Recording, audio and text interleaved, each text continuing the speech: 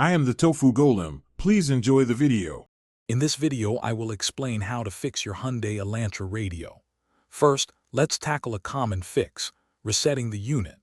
Many Elantra radios have a tiny reset button, usually a small pinhole.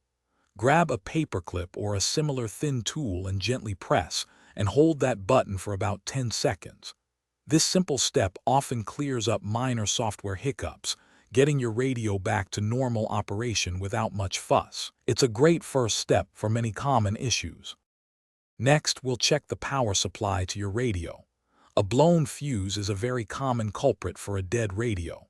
You'll need to locate your car's fuse box, which is often found under the dashboard on the driver's side or sometimes under the hood.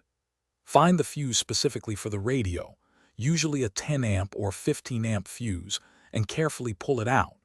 If the wire inside is broken, replace it with a new fuse of the identical amperage.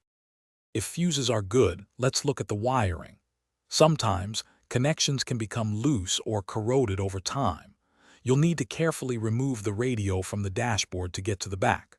Once you have access, visually inspect all the wiring harnesses. Look for any wires that seem disconnected, frayed, or show signs of corrosion. Make sure every plug is firmly seated into its correct port on the back of the radio unit. Finally, consider software updates or professional assistance. Just like your phone, your car's radio system can benefit from software updates to fix bugs and improve performance. Check with your Hyundai dealership or your owner's manual for information on available updates. If you've tried all these steps and your radio is still not working, it's probably time to consult a certified automotive technician. They have specialized tools to diagnose more complex electrical or internal component failures. Thanks for watching. Consider subscribing if we helped you today.